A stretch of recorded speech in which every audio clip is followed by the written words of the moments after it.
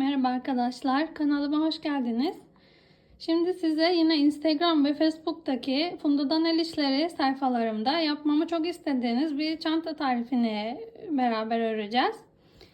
Bu küçük bir çanta, telefon çantası. Bu şekilde renklerimiz. Yelpaze modeliyle uyguladım ben bu çantamızı. Şimdi size ölçülerini vereyim. 16 santim enimiz. Enimiz 16 santim. Çantadan görünmüyor ölçüsünün ismi. Evet. 16 santim eni. Boyu 21 santim. Evet, boyu 21 santim çantamızın. Evet, enimiz 16 santim, boyumuz 21 santim. Şimdi sizinle beraber bu çantamızı öreceğiz. Evet, ben deri bir askı kullandım telefon çantamız için. Deri bir kapak kullandım, yine aynı deriden. Kağıt ip kullandım. Kağıt ipten 3 renk kullandım. Çok fazla ip gitmiyor. Arta kalan iplerinizi de değerlendirebilirsiniz bu çantayı örerken. Ve 3,5 milim tığ kullandım. Evet, şimdi çantamızı yapmaya başlayalım hep beraber. Evet, çantamızı örmeye başlayalım. Şimdi kağıt iple örüyorum yine. Ve 3,5 milim tığ kullanıyorum. Evet, başlıyoruz çantamızı örmeye. Yine halkamızı oluşturalım. Zincir yapacağız. Sihirli halka değil.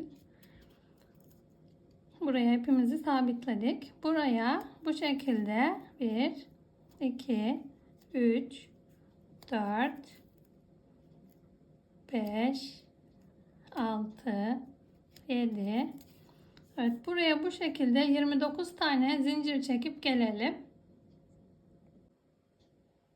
Evet, 29 zincirimizi çektik. Bir zincir daha çekelim. 30. Ve buraya sık iğneler yapıyoruz. Yine 1, 2, normal zincirlerimizin üst kanadına batarak sık iğnelerimizi yapıyoruz. 3, 4, 5. Evet, bu şekilde sık iğnelerimizi 29 zincirimizin üzerine sonuna kadar yapıp gelelim. Evet, 29 tane zincirimizin üstüne 29 tane sık iğnemizi yaptık. Buradaki ilk çekmiş olduğumuz sık iğnenin içine bir tane daha sık iğnemizi yapalım. Yani toplamda bu kenarda 34 tane sık iğnemiz oldu. Toplamda bu kenarda 30 tane sık iğnemiz oldu. Şimdi diğer karşıya geçiyoruz. Şimdi bu karşıya da yine 30 tane sık iğne yapacağız ama 29 tane zincirimiz var biliyorsunuz. Sonuncu zincirimizin içine bir tane daha yapacağız. Aynı bu kenardaki gibi. İşte şimdi karşıdaki 29 tane zincirimizin üstlerine birer tane sık iğnemizi yaptık. 29 sık iğnemiz olmuştu. 29. sık iğneyi battığımız yere bir tane daha sık iğne battık. 30 sık iğnemiz oldu orada. Şimdi diğer tarafına döndük. Zincirlerimizin bir tanesine yaptık. 2, 3, 4,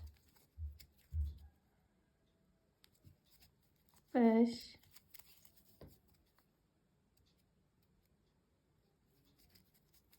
6,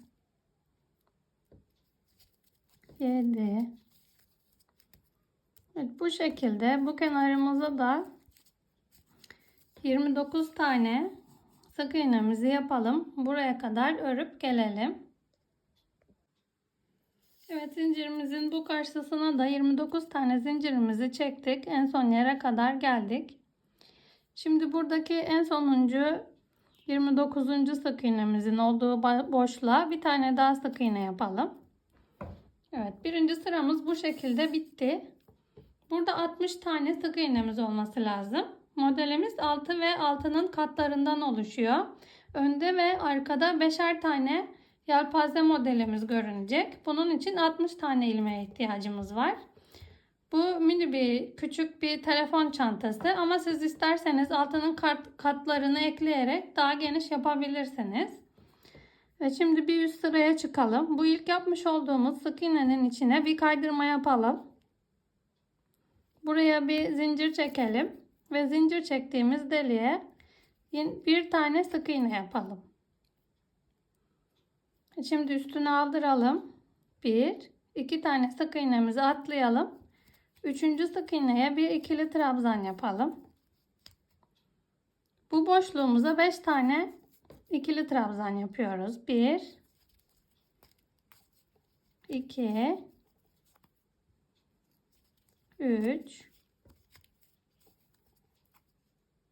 4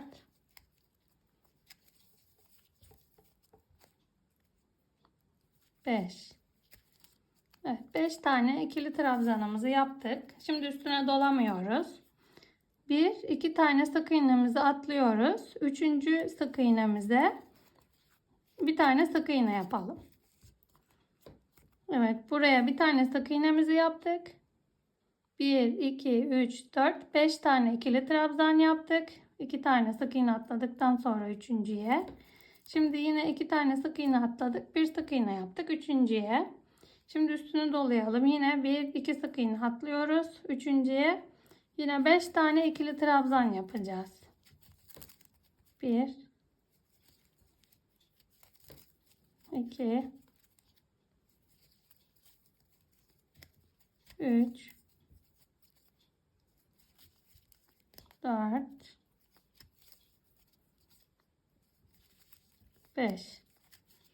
Evet, aynı sık iğnenin içine 5 tane trabzanımızı yaptık. İkili sık iğneye. İkili trabzanımızı yaptık aynı deliğe. Aynı sık iğnenin içine. Burada yine üstüne aldırmadan 1-2 tane atlıyoruz ve bir sık iğne yapıyoruz. Evet, modelimiz bu şekilde. Yelpaze modelimiz. Bu şekilde aynı işlemleri tekrarlayarak yelpazelerimizi yapalım. Bir yelpaze, bir sık iğne, bir yelpaze, bir sık iğne, ikişer sık iğne atlayarak bu şekilde modellerimizi kurup gelelim. Evet, bu kenarımızda 1, 2, 3, 4, 5 tane yelpaze modelimizi uyguladık. Şimdi köşemizi şu şekilde yapalım. 1, 2, yine aynısı gibi 1, 2, 3. sık iğnemizin tepesine bir sık iğne yapalım. Aynı, bir değişiklik yok. Tekrar üstüne alalım. Şimdi bu sık iğnemizi battığımız sık iğne boşluğundan 1-2 tane sayalım. Üçüncüye yelpazemizi yapalım. Yine ikili trabzanlardan oluşan 5 tane. Yani 5 tane ikili trabzan yapıyoruz. Aynı boşluğa, aynı sık iğnenin tepesine. Bu şekilde 3 4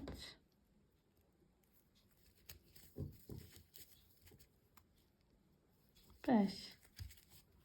Evet, 5 tane trabzanlarımızı yaptık. Aynı boşluğa 1-2 tane atlıyoruz. Yine üçüncüye bir sık iğne yapıyoruz. Yine yani aynı modelimizi uyguluyoruz bu dönüş yerinde de. Şimdi bu karşımızı ördük. Buraya döndük. Buraya da bu kenara kadar aynı modeli uygulayalım. Gelelim. Evet, bu kenara kadar da yelpaze modelimizi uyguladık. 1, 2, 3, 4, 5 tane. Bu kenarda da yelpazemiz oldu. Şimdi sonuncu yelpazemizi yaptık. Önümüzde 2 tane sık iğne kaldı. Bir de kaydırma yaptığımız sık iğne var. Bir de ilk başladığımız sık iğne var. Şimdi burada üstüne aldırmıyoruz. 1-2 tane sık iğnemizi atlıyoruz. Kaydırmamızı atlıyoruz ve ilk birinci sık iğnemizin tepesine, karşı taraftaki birinci sık iğnemizin tepesine Bir sık iğne yapalım. Şimdi buraya 3 tane zincir çekelim. Yani bir üst sıraya çıkıyoruz şimdi. İkinci yelpaze modeli sıramıza çıkıyoruz. Üstüne aldırıyoruz. Yine aynı sık iğnenin ilk yaptığımız sık iğnenin tepesine bir ikili trabzan yapalım. Bir ikili trabzan daha yapalım. 3 tane trabzanımız oldu burada. 1, 2, 3. Yelpaze modelimizin 3 tane trabzanı olmuş oluyor bu. Aynı sık iğnenin içine yaptık üçünü de. Evet, şimdi üstüne aldırmıyoruz. Yine sayıyoruz. 1, 2 trabzanımızı atlıyoruz. 3.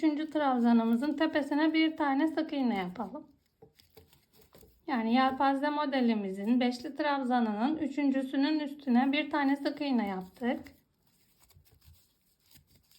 Şimdi üstüne aldırıyoruz ve yine sayıyoruz. 1, 2, 1, 2 sık iğne atlıyoruz. Ortaya yapmış olduğumuz sık iğnenin tepesine ikili trabzan yapıyoruz. 5 tane. 1, 2, aynı boşluğa, aynı sık iğnenin tepesine ya da içine batalım. Öyle daha düzgün görünüyordu. Evet. Şimdi tepemize bir sık iğnemizi yaptık. Üstüne aldırdık. Buraya değil, bu sık iğnelerimizin arasına batarsak daha düzgün görünür. Öyle yapalım bu çantada. 1, 2. Ben öyle yapmıştım diğer çantada da. Ama bazıları sık iğnenin tepesine batıyor. Öyle de olur. Ama böyle daha güzel görünüyor bence. Sık iğnelerin arasına batıldığı zaman. 1, 2, 3, 4, 5. 5 tane ikili trabzanımızı yaptık. Sık iğnemizin ortasına, tepesine değil, ortasına yaptık. Şimdi önümüzde yine 1, 2 sık iğne sayıyoruz. Bu altta yapmış olduğumuz yelpazelerin 1, 2, 3.'sünün tepesine yine bir sık iğnemizi yapalım. Yine üstüne aldıralım. Bu altta yapmış olduğumuz sık iğnenin içine, yani şu üstüne değil, şu üstüne değil, şu sık iğnenin içine, ortasına yapalım yelpazelerimizi. Ama siz isterseniz üstüne de yapabilirsiniz.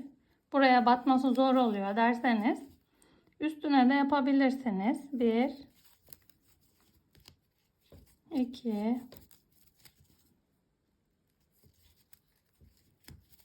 3,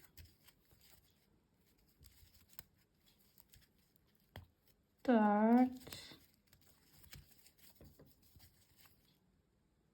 5. Kağıt iple örmek istemeyenler olursa ya da makrome iple falan örmek isterseniz makrome ipiyle de örebilirsiniz. Ya da supra ipiyle ya da istediğiniz başka bir ip varsa onunla da örebilirsiniz siz. Ben kağıt iple anlattım modelimizi. Makrome iple de güzel olur.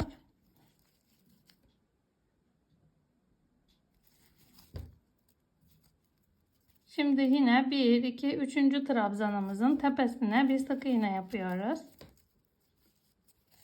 Evet, bu sırada da hepsini anlatmayayım size. Süremiz çok gidiyor. Sürenizi fazla almayayım. Bu sırada da bu şekilde olacak. İlk önce 3 tane trabzan yaptık. Buraya dönüp geldiğimizde buraya 2 trabzan daha yapacağız ki burası da bir yelpaze olsun. 5 trabzandan olacak. Başlama bitiş yerimiz bu zincir. Burası yani. Buralarda hiçbir başka işlem yok. Model sık iğne, model sık iğne. Bunun tepesine yine sık iğne. Buradaki sık iğneye bir model. Bu şekilde hiçbir başka değişik işlem yapmadan buraya kadar örüp gelelim. Evet, sonuncu sıramızın sonuna kadar örüp geldik. Ve buradaki sık iğnemize yine bir yelpaze modelimizi uyguladık. Şimdi ek yerine gelmemiz için bir tane yelpazemiz kaldı. O yelpazenin de 1, 2, 3. trabzanının tepesine bir sık iğnemizi yapalım. Aynı buralarda olduğu gibi. Şimdi burada üstüne dolayalım ve bir iki trabzanımızı atlıyoruz ve burada zincir çekmiştik. İlk başta 3 tane trabzan olmuştu zincirle beraber. O boşluğa 2 tane daha trabzan yapıyoruz. 1 2 bir trabzan daha yapalım. 1 2. Şimdi ilk zincirimizin tepesine bir kaydırma yapalım. Bir zincir çekelim. Ve oraya bir sık iğne yapıyoruz. Evet, bu şekilde. Birleştirme yerimiz bu şekilde oluyor. Böyle bir beşli trabzan oluyor burada da. Bu şekilde daha düzgün oluyor. Bitiş başlama yerleri trabzanın ortasında kalıyor. Belli olmuyor böyle. Evet, buraya bir sık iğnemizi yaptık. Kaydırmamızı yaptık. Bir sık iğnemizi yaptık. Şimdi üstüne alıyoruz. Sıradaki sık iğnemizin, önümüzdeki sık iğnemizin ya da bir iki trabzan atlıyoruz. Üçüncünün alttaki sık iğnenin ortasından yine buraya da 5 tane ikili trabzan yapıyoruz. 1 2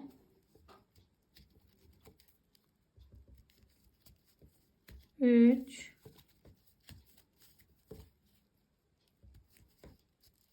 4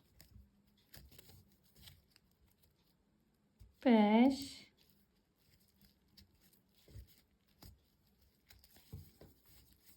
Evet, önümüzdeki yine trabzanların tepesine 1 2 trabzan atlıyoruz. Üçüncüye bir sık iğne ya da yelpaze modelimizin ortasındaki trabzanın üstüne bir sık iğne. Yine üstüne alıyoruz. Yine 1 2 tane atlıyoruz. Üçüncüdeki sık iğnemizin ortasından siz isterseniz tepesine de batabilirsiniz. Ben şu ortalarına batıyorum. Buraya da yine 5 tane ikili trabzan yapacağız. 2 3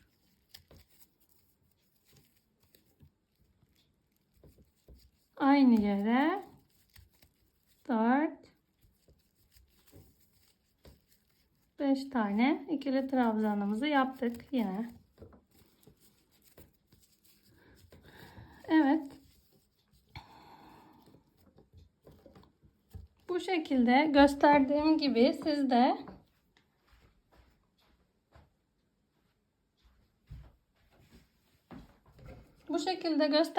siz de yelpazelerinizi yapın.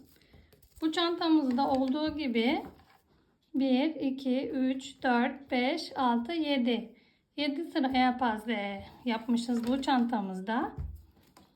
Bu çantamızda da şu an 3. sıradayız. 1 2 3. sıradayız.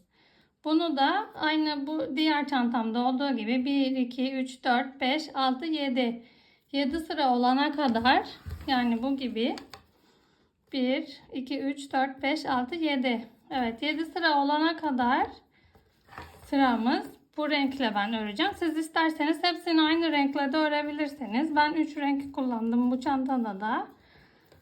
Bu şekilde 7 sıra olana kadar örüp gelelim. Şimdi arkadaşlar, ben 7 sıra örüp gelelim dedim ama burada 1 2 3. sıranın sonunda bir üst sıraya çıkmayı bir kez daha dedim göstereyim burada. Şu en altta yapmıştık ama belki tam anlaşılır olmamıştır ilk sıra olduğu için. Burada bu alttaki sırada 3 tane zincir çekip de yaptığımız başlangıç modeli var. Yelpaze modeli. Şimdi onun hizasına geldiğimizde buradaki sık iğneye 5'li yelpaze modelimizi yaptık. Şimdi burada ilk başladığımız yere bir sık iğne yapmıştık. Bir tane. Sonra yelpaze modelini yapmıştık. Bu sıraya çıkarken de 1 2 burada kaydırma yaptığımızla beraber 3 tane trabzan tepemizi atlıyoruz. İlk yaptığımız sık iğnenin tepesine bir kaydırma yapıyoruz ve buraya 3 tane zincir çekiyoruz. Yine üstüne aldıralım. aynı boşluğa bir ikili trabzan, bir ikili trabzan daha. Bu şekilde 3 tane trabzanımızı yaptık. Yine alt sırada olduğu gibi. Yani şu ilk başlangıç sırasında olduğu gibi. Ve diğer yelpaze modelimizin tepesine bir sık iğne yapıyoruz. Diğer boşluğa da yine yelpazemizi oluşturacağız beşli. Bu çıkış yerimiz bu şekilde oluyor. Burada üçlü trabzan oluyor.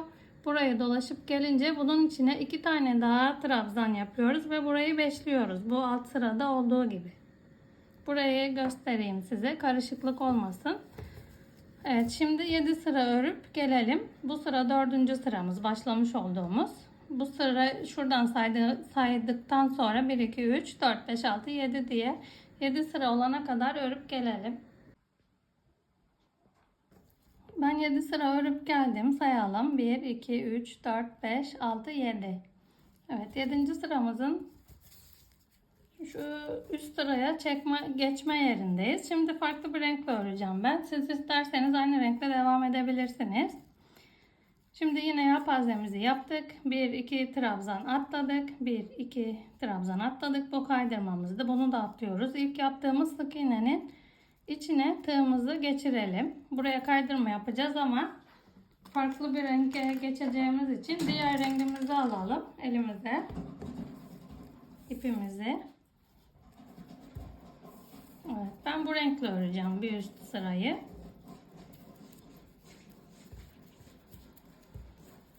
Şimdi yeşil ipimiz tığımızdayken ilmeklerimizin içinden geçirmiştik sık iğnemizin tepesinden. Şu şekilde fazlalık bırakarak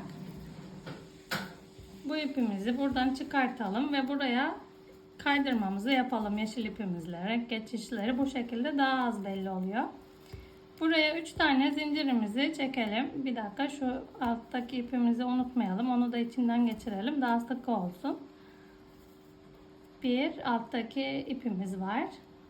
1 2 3. Aynı yere 2 tane trabzan yapıyorduk. İlk yelpaze modelini yaparken buraya 3 tane trabzan yapıyoruz. Yeşil ipimizi de içinden yürütelim. Bu eklemiş olduğumuz ipi de içinden yürütelim. Bunları iyice çekelim, sıkılaşsınlar. Evet, şimdi bu şekilde ipimizi ekledik ve modelimize devam ediyoruz. Yeşil ipimizi keselim. Daha önce o yeşil ipin ucunu da beyaz ipin ucunu da kaybedeceğiz. Şimdi yine 1 2 3. yelpazemizin ortadaki trabzanının en üstüne bir sık iğnemizi yapalım. Tığımıza dolayalım. Buradaki sık iğnenin ortasına yine siz isterseniz üstüne batın. İkili 5 tane trabzan yapıyoruz. 1 2 3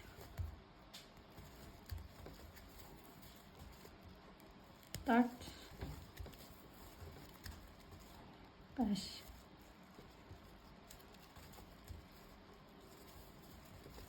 Evet, 5 trabzanımızı yaptık. Yine buradaki trabzanlarımızın ortasındakinin tepesine bir sık iğnemizi yaptık. Modelimiz bu şekildeydi. Zaten daha önce anlatmıştım size yeşil ipte. Evet, böylece bir üst sıraya çıkmış olduk. Şimdi burada 3 tane trabzan yapıyorduk biliyorsunuz. Bir daha döndüğümüzde buraya 2 trabzan yapıp buradan üst sıraya çıkacağız. Bu sıramızı da yine 7 sıra öreceğiz aynı şekilde. 1 2 3 4 5 6 7.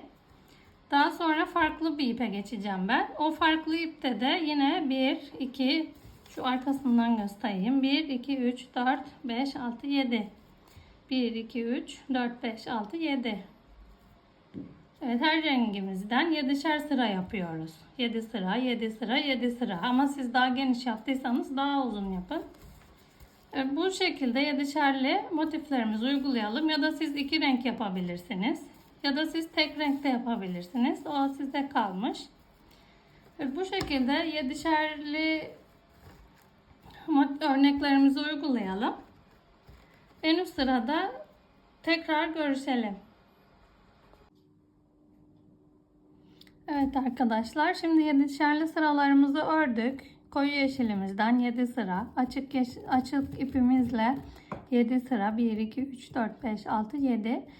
Bu en sondaki yelpaze sıralarımızı 6 sıra örüyoruz. 1 2 3 4 5 6. Şimdi bir de bitirme sırası olacak. Eğer buranın dalgalı kalmasını istiyorsanız, bu şekilde yelpaze uçlarının dalgalı görünmesini istiyorsanız çantanızın, bir sıra daha bu aynı modeli uygulayın, öyle bırakın.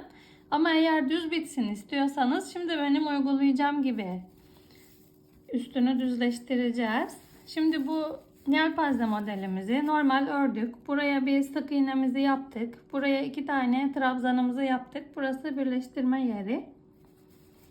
Burada 3 tane trabzan yapıyorduk. 2 tane daha yapıp birleştiriyorduk. O sıradayım. Buraya yine kaydırmamızı yapalım. Bitişimizi düzleştireceğiz şimdi. Bir sık iğne çekelim. Aynı yere bir zincir çekelim. Aynı yere bir sık iğne yapalım. Şimdi burada 2 tane trabzanımız var. Bunların birisine sık iğnemizi yapalım. Üstüne dolayalım. Diğerine tek seferde çıkarılan trabzan yapalım. Böyle hepsini bir kez de çekelim. Şimdi sık iğnemizin olduğu çukur yere, boşluğa geldik. Yine üstüne alalım. Buraya ikili trabzan yapalım. Burada isterseniz sık iğnemizin göbeğine batın, isterseniz üstüne batın, hiç fark etmiyor. Ben üstüne battım bu sefer. Yelpazeleri göbeğine yapmıştık, içine yapmıştık ama bitirirken üstüne yaptım ben. Siz isterseniz göbeğine batın. Şimdi 2 sık iğne yaptık. Bir tane tekli trabzan yaptık. Bir seferde çıkarılan. Bir kez 2 seferde çıkarılan ikili trabzan yaptık. Şimdi de yine üstüne doladık. Bir seferde çıkarılan tekli trabzan yapıyoruz. Hepsini bir seferde çıkarıyoruz. Şimdi yelpazemizin ortasındaki 3 trabzanın üstüne 3 tane sık iğne yapıyoruz. 1 2 3 ve yine sık iğnemizin olduğu yere geldik, boşluğa. Buraya yine bir tane tekli trabzan yapalım. Üstüne aldırıp 2 seferde çıkardık. Yine üstüne aldırıp buraya normal 2 seferde çıkarılan ikili trabzan yapıyoruz. 1 2. Diğerine de yine bir seferde çıkarılan trabzan yapıyoruz. Bir tane. Ve önümüzdeki yelpazenin 3 tane trabzanının üstüne denk gelen 3 trabzan üstüne, tepesine de birer tane sık iğne yapacağız. 3 tane sık iğne yapmış oluyoruz buraya. 2 3. Evet, sıra sonuna kadar bu işlemi uygulayacağız. Şimdi yine tekli trabzan, ikili trabzan, tekli trabzan, 1 2 3 tane sık iğne. Yine bu şekilde bu sıramızı da başladığımız yere kadar, kaydırma yaptığımız yere kadar örüp gelelim. Evet, sıramızı bitirdim birleştirme yerine kadar. Şimdi burada ikili trabzanı yaptım sık iğnenin üstüne. Şimdi tekli trabzan yapalım buraya. Bir seferde çıkarılan. Son yelpazemizin birinci trabzanına tekli trabzanımızı yaptık. İkinci trabzanına bir sık iğnemizi yaptık. Biliyorsunuz burada bir başlangıç sık iğnesi var. Bir de yanına yaptığımız bir sık iğne daha vardı. 3 sık iğnemiz oldu bununla beraber. Evet, şimdi burada ipimizi keselim. İpimizi buradan çıkaralım. İpimizi kestik. Böyle bu şekilde çıkardık. Şimdi modelimizin şöyle tersini çevirelim. Biraz. Şu yapmış olduğumuz ilk sık iğne, biliyorsunuz her sıra başında yaptığımız, onun içinden bu çıkardığımız ipi geçirelim. Evet, modelimizin iç tarafını döndürelim. İpimizi çıkardığımız deliğin arka tarafından, bu iki ilmeği bir ince bir tığla daha kolay olur. Bu arka tarafındaki 2 ilmekten beraber bu içinden, buradaki sık iğnemizin içinden sonuncu, bunu geçirelim. İkisini beraber arka tarafa doğru çekelim ipimizi. Katipte böyle ayrılmalar olabiliyor. İkisini beraber çekelim. Evet, bitişlerimiz bu şekilde daha düzgün durur. Bu üst sıraya çıkış yerlerimiz belli olmaz böyle. Bu şekilde devamıymış gibi olur sık iğnenin. Bu ipimizi şimdi burada içinden geçirerek trabzanlarımızın ön kısmına çıkarmadan tersinden böyle içinden yürüterek kaybedelim. Şimdi ben çantamıza önceki çantamız gibi önce örmüş olduğum çanta buydu. Şimdiki bu. Çantamızın örülüşü bitti. Şimdi bu çıt çıttan buraya dikeceğim. Bir de bu deri askımızdan takacağım yanlarına. Bu çıt çıtımızın da nasıl dikildiğini size göstereyim. Evet, şimdi göstereyim ben size çıt çıtın nasıl dikildiğini. Katipimizi yine iğnemize taktık. Şu şekilde yerleştirelim. Çantamıza çıt çıtın nereye geleceğini belirleyelim. Ondan sonra 1, 2, 3. Üçüncü yelpazenin ortasında daha düzgün durur. Şu üçüncü. Bir üst yelpazede yani şuna takacağız bu çıt çıtı. Sonra bunun denk geldiği yere dikeceğiz bunu. Evet, buraya denk geliyor. Bunu ayarlayalım kendimiz iyice. Tam nereye denk gelince düzgün duracak önde. Bakalım.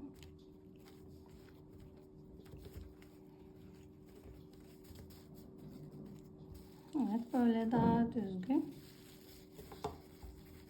Şimdi buraya dikeceğiz. 2 kat katipimiz var. İpimizi burada sabitleyelim herhangi bir yere. Şu şekilde düğümleyelim. Ucumuz çıkmasın buradan.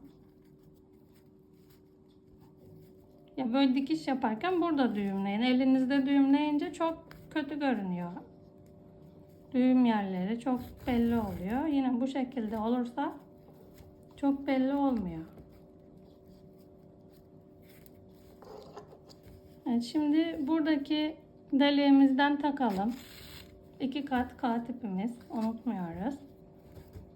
Şu şekilde ikisini yan yana hizalayalım.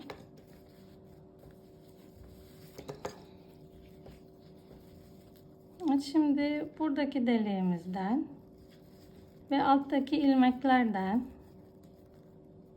yani nasıl daha düzgün duracaksa şu ilmeklerden, derimizin altında kalacak olan ilmeklerden geçirelim iğnemizi, ipimizi. Şu şekilde iyice burayı düzenleyelim. Düzgün görünsün. Ben bu şekilde dikiyorum ama sizin bildiğiniz başka bir yöntem varsa siz istediğiniz gibi dikebilirsiniz.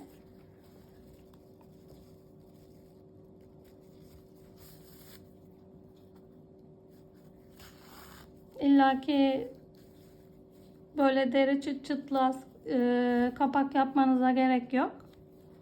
Siz isterseniz düğme dikebilirsiniz. İsterseniz fermuar dikebilirsiniz ağzına. O size kalmış bir şey. Yine buraya bir yere ipimizi düğümleyelim.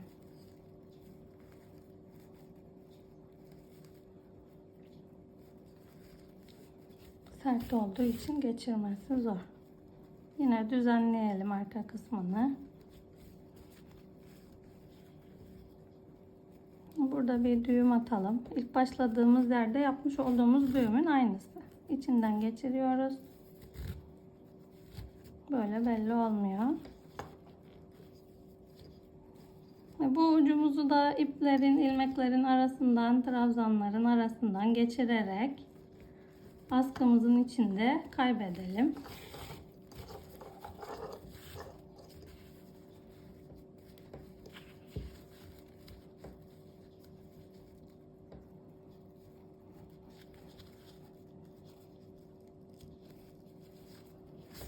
Bu şekilde kaybediyoruz ve kesiyoruz ipimizi.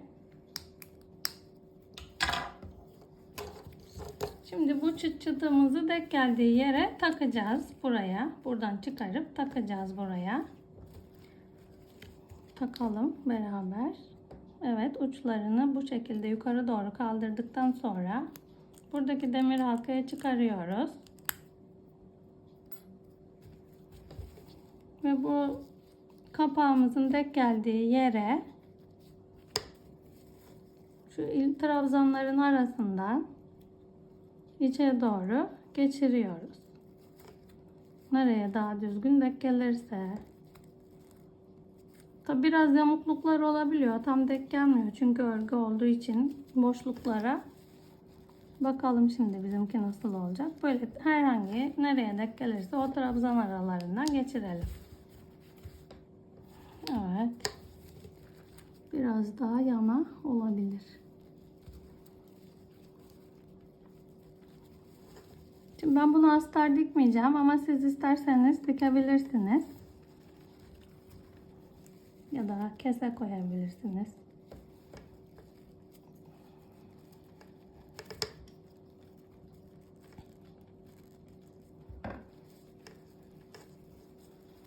Evet, bu çıkarmış olduğumuz şeyi de takalım.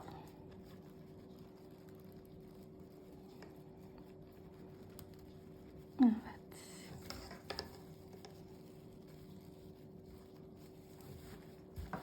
Evet, çıt çıtımızı taktık.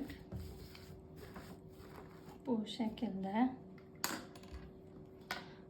Evet, ben askılarımızı da geçireyim çantamızın. Çantamızın yapımı bitti arkadaşlar. Deri askımızı da taktım. Çıt çıtını da dikmiştik beraber. Şimdi ölçüsünü vereyim size. Eni 16,5 santim. 17 santim. Evet, 16,5 santim eni. Yüksekliği, boyu 21 santim. Evet, 21 santim. Bu şekilde oluyor çantamızın ölçüleri. Evet, daha önce sizinle Instagram ve Facebook hesabımdan paylaşmış olduğum Funda'dan El İşleri sayfalarımın ismi. Orada da paylaşmış olduğum çantamız buydu. Çok istemiştiniz tarifini vermemi. Bu şekilde örülüyor arkadaşlar. Eğer yapmak isterseniz siz de örebilirsiniz.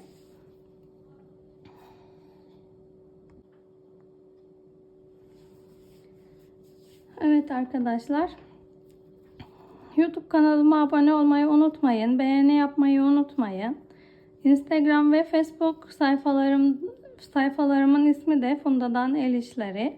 Orada da beni takip edip beğeni yaparsanız çok mutlu olurum arkadaşlar. Bir sonraki çanta tarifimde görüşmek üzere. Yapacak olan herkese kolaylıklar dilerim.